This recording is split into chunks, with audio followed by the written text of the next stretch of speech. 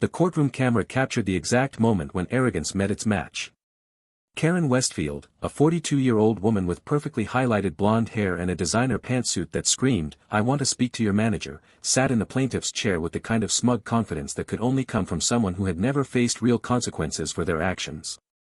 Her manicured finger tapped impatiently on the armrest as she waited for Judge Judy to begin, completely unaware that the manila folder sitting on the judge's desk contained evidence so devastating it would destroy her entire case in less than 10 seconds. What happened in the next 17 minutes would become the most satisfying evidence reveal in courtroom television history, shared over 15 million times across every social media platform and turning Karen Westfield from a confident plaintiff into the most hated fraud artist in America. Before we dive into the spectacular destruction of the most entitled Karen ever caught on camera, make sure to smash that like button if you love watching people who think they're above the law get exactly what they deserve. Hit subscribe because trust me, what Judge Judy pulls out of that folder will be the most satisfying thing you see all week. The look on Karen's face when she realizes she's been caught is absolutely priceless, and you won't want to miss a single second of this epic takedown. Karen Westfield wasn't just another difficult person having a bad day. She was a professional predator who had turned filing lawsuits into a lucrative side business. Over the past 5 years, she had filed 23 separate lawsuits against small businesses in her community, always with the same playbook. She would visit a store or restaurant, create a scene, claim discrimination or terrible service, and then sue for emotional distress. Most of these small business owners, terrified of legal fees and bad publicity, would settle quickly for a few $1,000s just to make her go away. Karen had perfected the art of being just believable enough, just sympathetic enough, and just aggressive enough to make fighting back seem more expensive than paying up. She considered herself a genius, a woman who had figured out how to game the system and make easy money from people who were too afraid or too poor to challenge her lies. This morning, Karen had walked into Judge Judy's courtroom with the same swagger she'd carried into 23 previous legal battles. She had spent weeks preparing for this moment, not because she had a legitimate case, but because she saw an opportunity for something even better than a quiet settlement. National television exposure. She imagined herself going viral as the brave woman who stood up to a discriminatory baker. She pictured the interview requests, the social media following, maybe even a book deal. She had posted on Facebook the night before, telling her friends she was about to teach a TV judge a lesson and get paid for it. Her confidence was absolutely unshakable because Karen Westfield had never, not once in 23 lawsuits, been caught in her lies. She had never faced a judge who bothered to dig deeper than her tearful testimony. She had never encountered someone who actually investigated her claims instead of just trying to make the case go away as quickly as possible. Sitting across from Karen in the defendant's chair was Marcus Chen, a 47-year-old baker who looked like he hadn't slept in weeks. Marcus had immigrated to America 15 years ago with nothing but a dream and a family recipe for the most amazing chocolate cake anyone had ever tasted. He had worked 3 jobs to save enough money to open his small bakery in a modest strip mall. For 12 years, his business had been his pride and joy. He employed 6 people from the neighborhood, knew all his regular customers by name, and had maintained a perfect 5-star rating across every review platform. His bakery was more than just a business. It was his contribution to the community, his version of the American dream, and the legacy he hoped to leave for his children. But all of that had been threatened the moment Karen Westfield walked through his door 47 days ago and decided he would be her next target. Marcus clutched a folder full of financial records, security footage transcripts, and character references from dozens of loyal customers. His hands trembled slightly as he glanced at Karen, who was busy checking her makeup in a compact mirror and smiling at the cameras. He had spent $7,000 on legal fees just to make it to this courtroom, money he didn't have, money he'd borrowed from his elderly parents who had been saving for their retirement. His wife had cried every night for the past month, terrified they would lose everything they'd built. His employees were worried about their jobs. His children had been bullied at school because Karen's false online reviews had painted their father as a racist monster. Everything Marcus had worked for hung in the balance, while Karen treated the whole proceeding like an audition for reality TV stardom. Judge Judy was reviewing her notes one final time, and neither Karen's arrogance nor Marcus's fear could have prepared them for what was about to unfold in America's most famous television courtroom. Judge Judy's voice cut through the courtroom tension like a surgical blade. "Ms. Westfield, you're suing Mr. Chen for $5,000. Tell me why I'm here."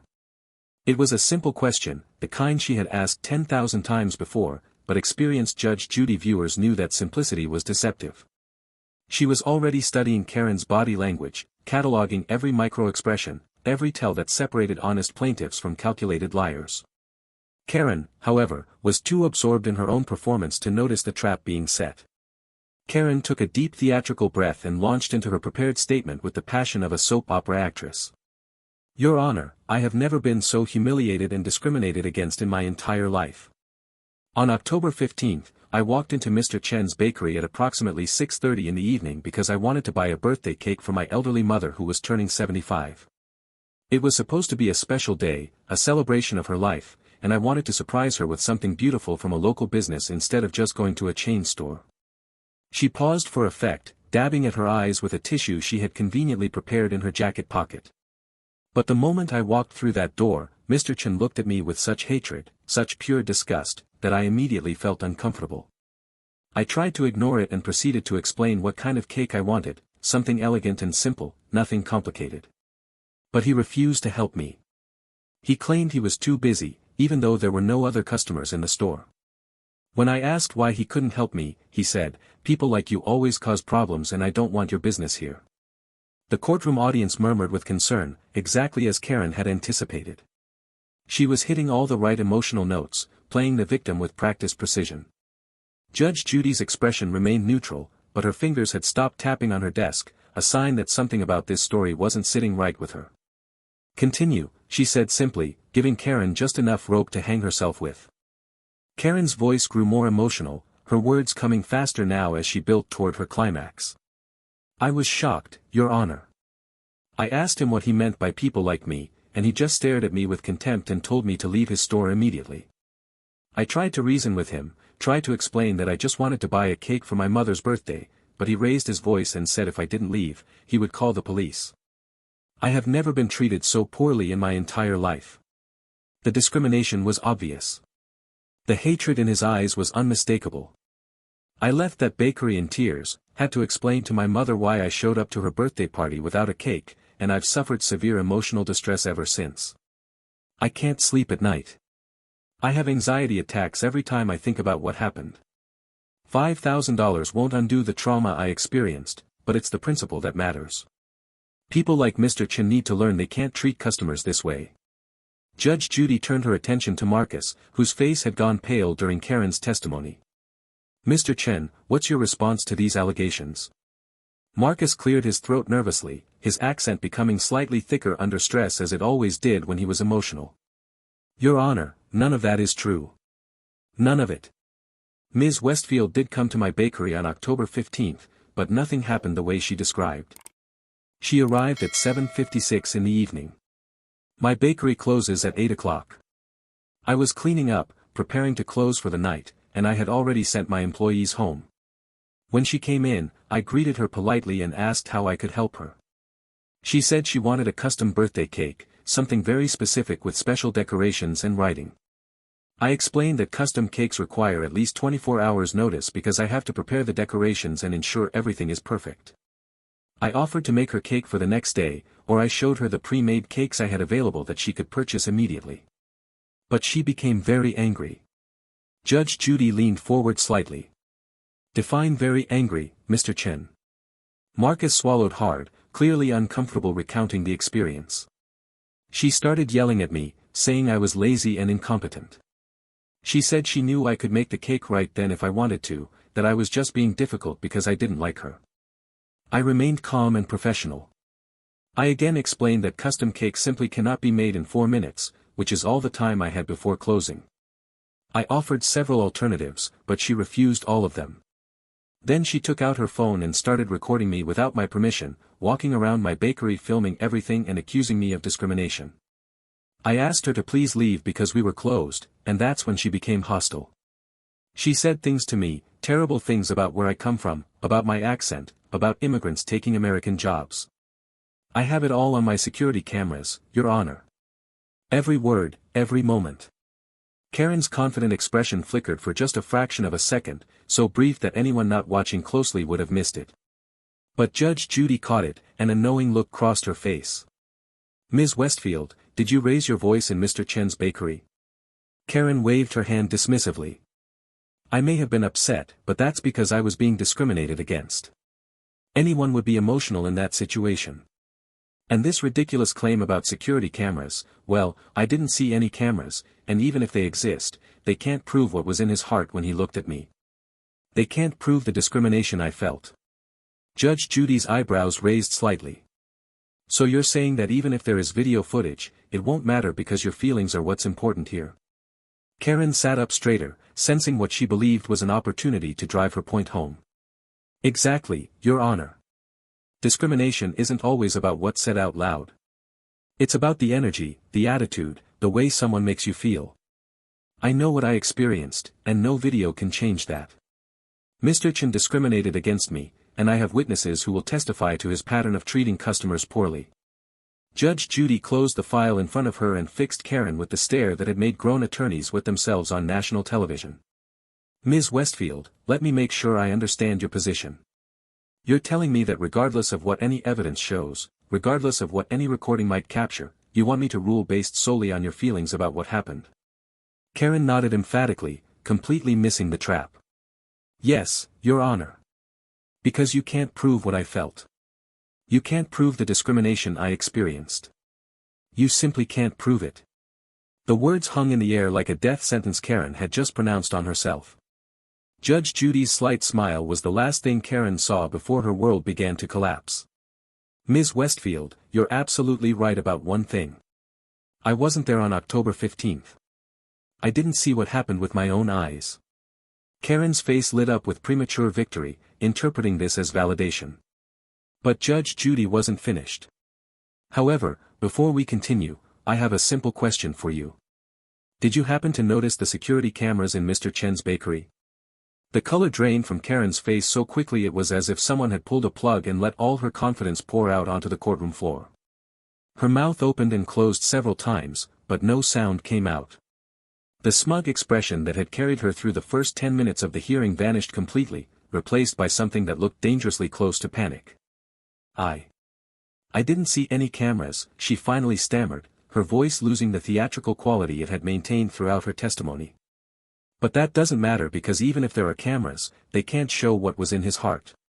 They can't prove he wasn't discriminating against me. Judge Judy leaned back in her chair, and anyone who had watched her show for more than 5 minutes knew exactly what that gesture meant. She had her prey cornered, and now she was going to take her time dismantling every lie, every manipulation, every calculated word that had come out of Karen's mouth. You're right that I can't read Mr. Chen's heart, Ms. Westfield. But I can read transcripts. I can review footage. And I can see patterns of behavior. So let me ask you again, and I want you to think very carefully before you answer. Is there anything about your testimony today that you would like to revise before we continue? It was a lifeline, a final opportunity for Karen to salvage even a shred of dignity by admitting she had exaggerated or misremembered. But Karen Westfield had spent 5 years lying successfully to judges, lawyers, and business owners. She had never been caught before, never been challenged with actual evidence, never faced someone who bothered to investigate beyond her tears and accusations. Her arrogance was too deeply ingrained to recognize the cliff edge she was standing on. No, Your Honor, she said, lifting her chin defiantly. I stand by every word I said. Mr. Chen discriminated against me, and nothing he shows you can prove otherwise. You simply can't prove what happened. Judge Judy's smile grew wider, and the audience collectively held their breath. Even Marcus, who had been slumped in his chair expecting the worst, sat up slightly straighter, sensing that something fundamental had shifted in the courtroom atmosphere. Ms. Westfield, Judge Judy said slowly, savoring each word, you've used that phrase twice now. You can't prove it. You're betting everything on the idea that without perfect evidence, your word carries equal weight to Mr. Chen's word, and that your tears and your performance will be enough to win. Is that a fair assessment of your strategy? Karen nodded eagerly, still not understanding that she was being walked into a trap. Yes, exactly. It's his word against mine, and I'm the one who was victimized. I'm the one who suffered. My feelings and my experience should matter more than whatever convenient story he's prepared. She crossed her arms across her chest, the universal gesture of someone who believes they've made an unassailable point. The audience members were looking at each other with expressions that ranged from disbelief to anticipation. They could sense what was coming, even if Karen remained oblivious. Judge Judy reached for the manila folder that had been sitting on her desk throughout the entire proceeding. It was thick, bulging with documents, and as she opened it slowly, deliberately, the sound of paper rustling was the only noise in a completely silent courtroom. "Ms. Westfield, I want to thank you for being so confident in your position. It's going to make what happens next so much more satisfying." She pulled out the first document, holding it up so the cameras could capture it clearly. "This is a transcript from the security footage of Mr. Chen's bakery from October 15th. Mr. Chen doesn't just have cameras, Ms. Westfield. He has cameras with audio recording. High-definition audio that captured every single word spoken in his bakery that evening." Karen's face went from pale to completely ashen. Her hands, which had been resting confidently on the armrests, began to tremble visibly. That's an invasion of privacy," she managed to whisper, her voice cracking. "He can't just record people without their knowledge." Judge Judy's expression hardened. "Actually, Ms. Westfield, in this state, business owners are absolutely permitted to have security cameras with audio in their establishments. There are signs posted at the entrance of Mr. Chen's bakery informing customers that security systems are in operation. But let's not get distracted by your sudden concern about privacy laws. Let's talk about what these recordings show." Judge Judy began reading from the transcript, her voice clear and precise. October 15th, 7:56 p.m. A customer enters the bakery. Mr. Chen greets customers with, "Good evening, welcome to Chen's bakery. How can I help you tonight?" The customer responds, "I need a birthday cake right now." Mr. Chen replies, "I'd be happy to help you. We have several beautiful cakes already prepared, or I can take an order for a custom cake for tomorrow." Customer raises voice, "I don't want tomorrow. I want it now. What kind of bakery can't make a simple cake?" Judge Judy looked up from the transcript. "Does this sound familiar, Ms. Westfield?" Karen's mouth opened but no words came out. She looked desperately at the audience as if seeking support, but found only expressions of shock and disgust. That's out of context," she finally managed. "You're not reading it with the right tone." He was being condescending. Judge Judy held up her hand. "I'm not finished. Let me continue reading what you said next, Ms. Westfield. And I warn you, the language gets quite ugly." The judge's voice took on a harder edge as she read Karen's actual words from that evening. "You people come to this country and think you can treat Americans like garbage. You probably don't even have a real license to run this business. Go back to where you came from and stop taking jobs from real Americans." The courtroom erupted in gasps. Several audience members shook their heads in disgust. Marcus sat with his head bowed, reliving the humiliation he had felt that evening. Karen's friend, who had been sitting in the gallery, quietly gathered her purse and began edging toward the exit. "Your Honor, I was upset," Karen tried to explain, her voice now high-pitched and desperate. "I didn't mean those things. I was just frustrated. You can't use my words against me like that." Judge Judy's expression could have frozen fire. "I absolutely can use your words against you, Ms. Westfield. These are your words, captured clearly on audio, showing that you were the one who was hostile, discriminatory, and abusive. But we're not done yet. Not even close." She pulled out another document from the folder. "This is something I find particularly interesting, Ms. Westfield. After you left Mr. Chen's bakery that night, you went home and posted on your Facebook page. Do you remember what you posted?" Karen's eyes went wide with recognition and horror. She began shaking her head frantically. No, you can't bring my social media into this. That's private." Judge Judy's laugh was cold and merciless. "You posted it publicly, Ms. Westfield. Publicly. Where anyone in the world could read it. Let me share what you wrote with everyone here." Judge Judy adjusted her glasses and read from the printout. "Posted at 9:47 p.m. on October 15th, found another target. The Asian bakery owner probably won't even fight back. Going to make this one pay big. These immigrants are so easy because they're scared of lawyers. I'll have a check by next week." The courtroom exploded in chaos. Audience members were shouting. Marcus looked up with tears streaming down his face, finally understanding that someone believed him. Karen was desperately trying to speak over the noise. "That was a joke. I was joking with my friends.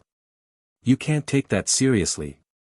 Judge Judy slammed her hand on the desk, demanding silence. A joke, Ms. Westfield? Let me show you what else I found. She pulled out a thick stack of papers. These are records of 23 lawsuits you filed against small businesses in the past 5 years. 23. And would you like to know what I discovered when I reviewed all 23 cases? Karen was now openly crying, mascara running down her cheeks in dark streaks. This isn't fair. You're not supposed to investigate like this. 17 of these 23 businesses were owned by immigrants or minorities, Judge Judy continued, her voice like steel. 17. You have a pattern, Ms. Westfield. You deliberately target vulnerable business owners, you create confrontations, you file lawsuits, and then you collect settlement checks when these frightened people decide it's easier to pay you than to fight. You're not a victim. You're a predator.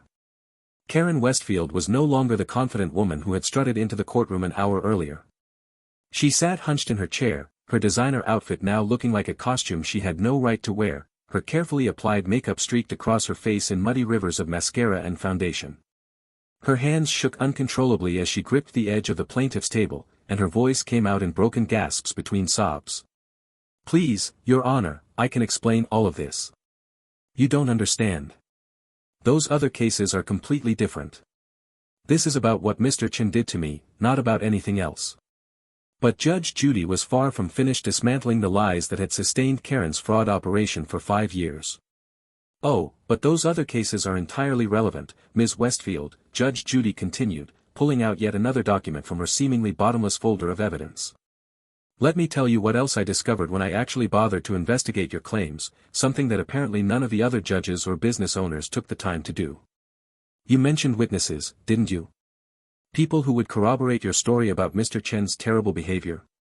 Karen nodded weakly, hope flickering briefly in her eyes at the possibility of salvation. Yes, I have witnesses. They saw everything. Judge Judy's expression could have withered plants. I contacted your witnesses, Ms. Westfield. Both of them. Would you like to know what they told me? Karen's face went from red and blotchy to completely white. They told you what happened. They saw Mr. Chen discriminate against me. Judge Judy shook her head slowly, savoring the moment.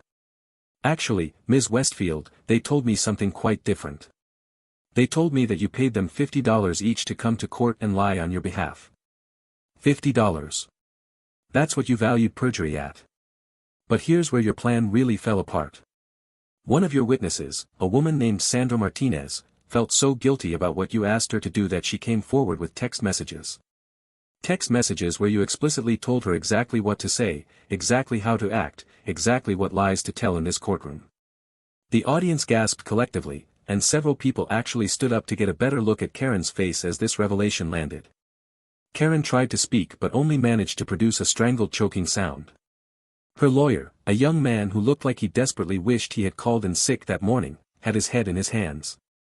Judge Judy pulled out a stack of printed text messages and began reading them aloud. October 20th, you texted Sandra, remember, you need to say you saw the baker being rude to me. Say he raised his voice and looked angry. Make it sound racist but don't use that word exactly. Cry if you can.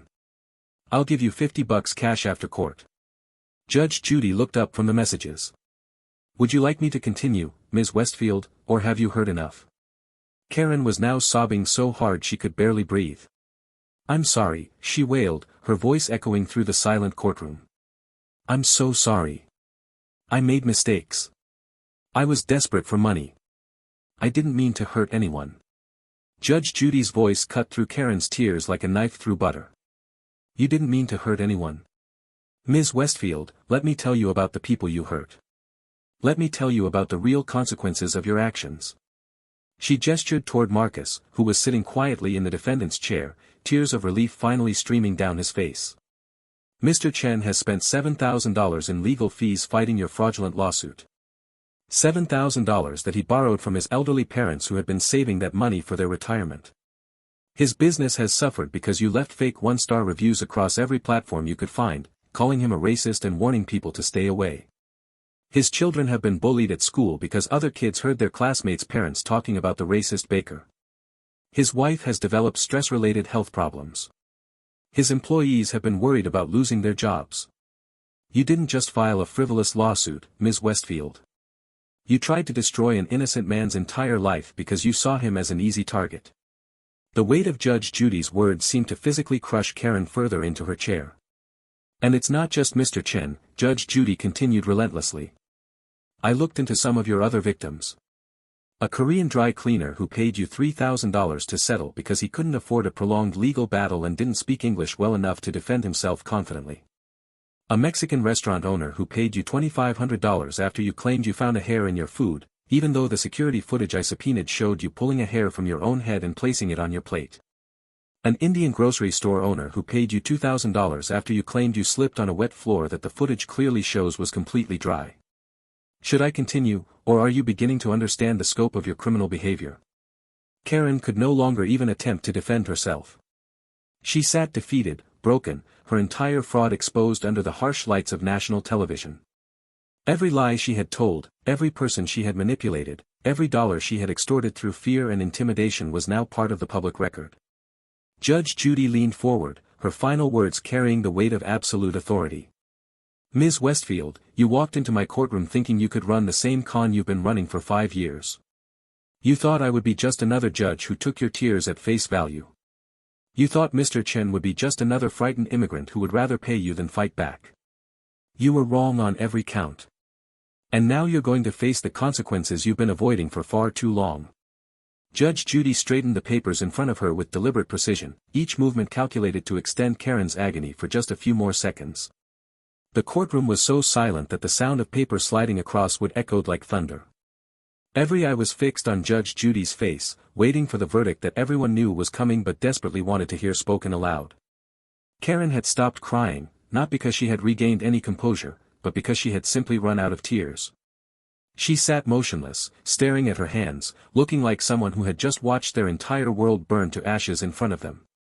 Ms. Westfield, Judge Judy began, her voice carrying the full weight of her authority and decades of experience. In 25 years of presiding over cases, I have seen every type of scammer, every variety of con artist, and every breed of person who thinks they can manipulate the legal system for personal gain. But you, Ms. Westfield, you represent something particularly despicable. You don't just lie for money. You deliberately target the most vulnerable members of our society. You seek out immigrants, people who are already navigating a complex system in a language that isn't their first, people who are terrified of legal proceedings, and you exploit their fear for profit. You are not a victim. You are a predator in every sense of the word. Judge Judy paused, letting her words sink in before continuing. Your lawsuit against Mr. Chen is dismissed immediately and with prejudice, which means you can never file this claim again. But dismissing your fraudulent case isn't nearly enough justice for what you've done. Mr. Chen, how much did you spend in legal fees preparing to defend yourself against Ms. Westfield's lies? Marcus cleared his throat, his voice still shaky with emotion. $7,000, Your Honor. Money I borrowed from my parents. Judge Judy nodded firmly. Ms. Westfield, you are hereby ordered to pay Mr. Chen $7,000 in legal fees. Additionally, for the emotional distress you caused him, for the damage to his business reputation, and for the harm you inflicted on his family, you will pay him an additional $5,000 in compensatory damages. Karen's head snapped up, her eyes wide with shock. Your Honor, I don't have that kind of money. I can't pay $12,000. That's not fair. The irony of Karen Westfield, who had extorted thousands of dollars from vulnerable business owners, now claiming that justice wasn't fair, was not lost on anyone in the courtroom. Judge Judy's expression remained cold and unmoved. Not fair, Ms. Westfield. You know what isn't fair? Targeting hard-working immigrants because you think they're easy marks. You know what isn't fair? Destroying someone's reputation and livelihood based on lies. You know what isn't fair? Using the legal system as a weapon to terrorize innocent people. You will find a way to pay Mr. Chen every single penny, even if you have to sell everything you own to do it. But Judge Judy still wasn't finished.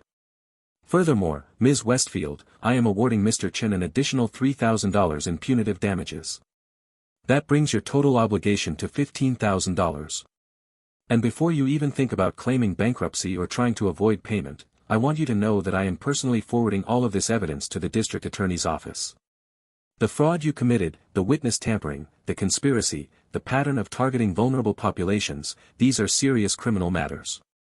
You may very well be facing criminal charges that could result in significant prison time. The color drained from Karen's face so completely that she looked like a ghost. Prison, she whispered, the word barely audible. You can't send me to prison. I have a family. I have a life. Judge Judy's voice was ice. You should have thought about that before you decided to make a career out of destroying other people's families and lives. Sarah Martinez is dead because of people like you, Ms. Westfield. No, wait, wrong case. But Mr. Chen's American dream nearly died because of you. His children were traumatized because of you. His elderly parents lost their retirement savings because of you. Did you think about your family when you were sending those text messages coaching witnesses to commit perjury? Did you think about your life when you were posting on social media about targeting immigrant business owners? Judge Judy gathered all the documents and placed them back in the folder. This evidence package will be in the hands of the district attorney by tomorrow morning. I strongly suggest you hire a criminal defense attorney, Ms. Westfield, because you're going to need one. And I suggest you start figuring out how to make restitution not just to Mr. Chen, but to all the other victims you've defrauded over the past 5 years. This courtroom is adjourned. The sound of Judge Judy's gavel hitting the bench was like a gunshot, final and absolute. Karen Westfield sat frozen in her chair as if the weight of her consequences had physically pinned her in place. Security had to actually help Karen to her feet and escort her from the courtroom because her legs were shaking so badly she could barely walk. As she stumbled toward the exit, the audience members didn't even try to hide their disgust. Some shook their heads, others whispered to each other, and a few actually applauded as she passed.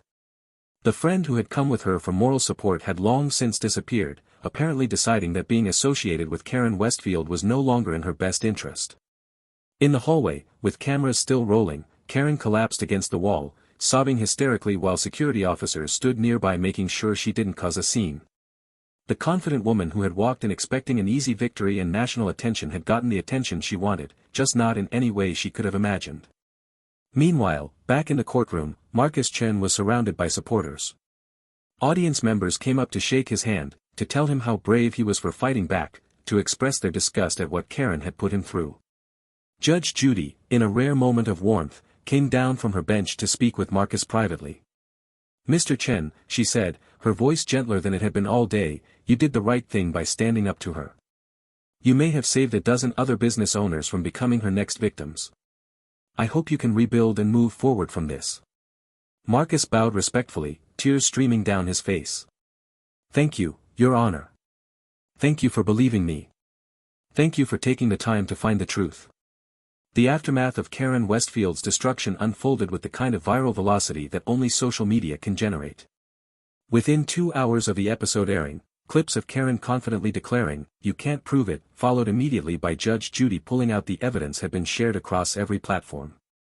The hashtag #YouCan'tProveIt began trending worldwide, with millions of people using it to call out liars and fraudsters in their own lives. Karen's face became a meme template, her expression of shock and horror when Judge Judy revealed the security footage transcripts turned into countless variations captioned with phrases like, "When you lie on your resume and they actually check," and, "That moment when the receipts come out." But the real-world consequences extended far beyond internet jokes. The district attorney's office, true to Judge Judy's promise, opened a full criminal investigation into Karen's activities. Within a week, they had contacted all 23 businesses she had sued over the past 5 years. 12 of those businesses decided to press charges. 5 others joined together to file a class action lawsuit seeking restitution for the money they had paid in fraudulent settlements. Karen's husband, a man who claimed he had no idea what his wife had been doing, filed for divorce and released a public statement condemning her actions and expressing sympathy for her victims. Karen Westfield's local newspaper ran a front-page story about her fraud scheme, complete with interviews from some of her victims.